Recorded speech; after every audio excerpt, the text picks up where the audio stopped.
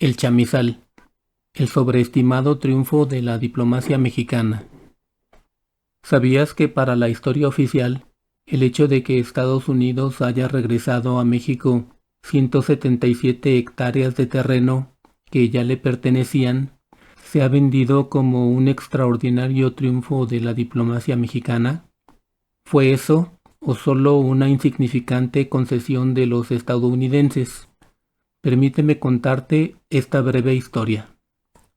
En 1848, con el ejército estadounidense en suelo mexicano y el general Scott gobernando desde la Ciudad de México, nuestro país se vio forzado a firmar el Tratado de Guadalupe Hidalgo, que estableció la frontera entre los Estados Unidos y México a lo largo del río Bravo. El problema de establecer un río como límite fronterizo es que los ríos no siempre mantienen su mismo cauce. Este cambio se debe a que el agua siempre fluye cuesta abajo y cuando encuentra algún bloqueo, termina fluyendo hacia un nuevo lugar.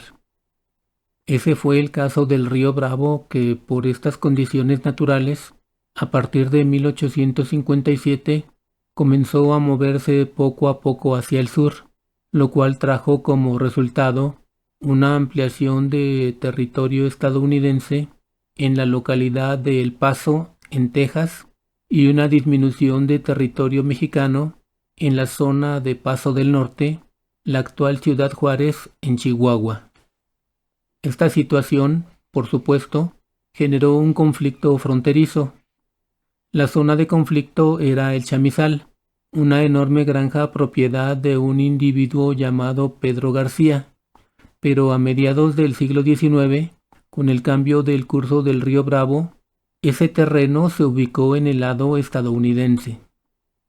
Aunque la naturaleza jugó a favor de los Estados Unidos, debía asumirse que el chamizal ya pertenecía a ese país. Las autoridades mexicanas decían que no, y por eso comenzaron a realizar una serie de gestiones ante el gobierno estadounidense.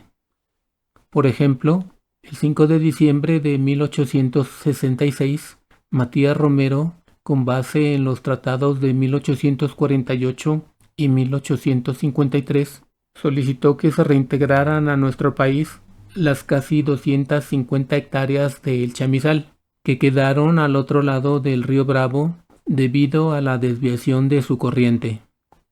Para el año de 1884, una comisión binacional estableció las reglas para determinar la posición del límite internacional fluvial en caso de que los ríos Bravo y Colorado transfirieran segmentos de terreno de un país a otro.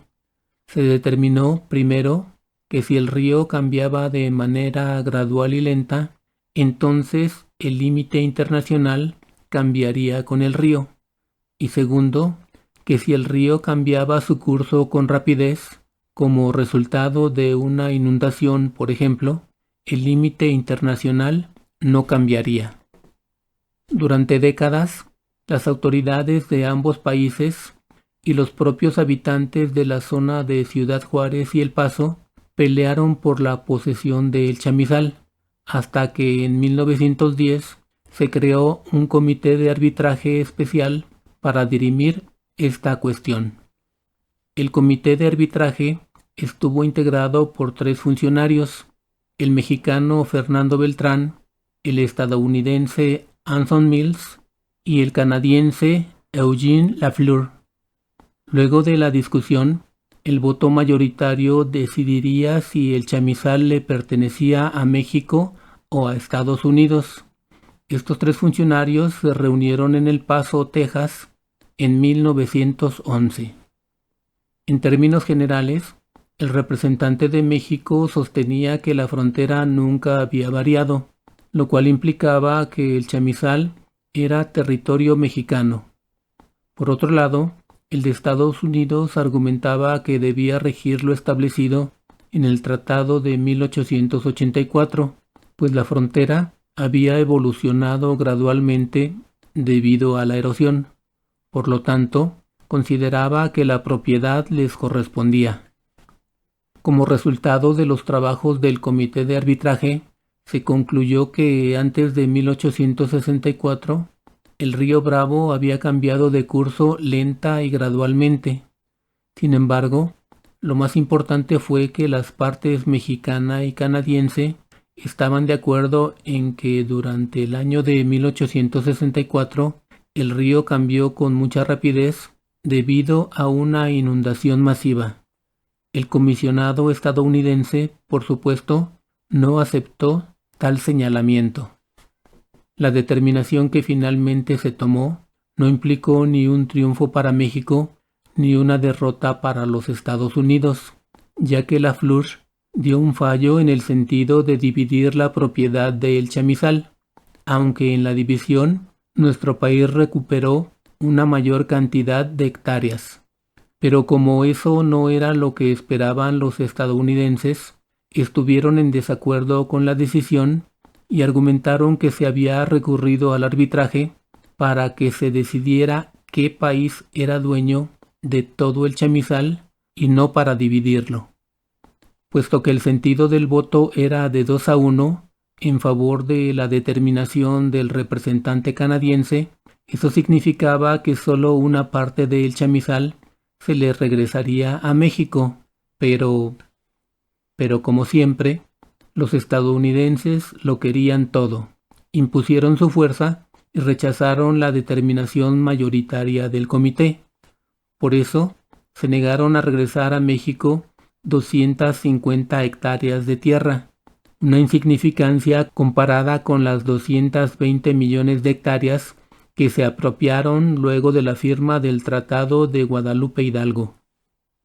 Luego del inicio de la etapa revolucionaria, el caso de El Chamizal fue parte de los conflictos y negociaciones entre los dos países durante más de 50 años.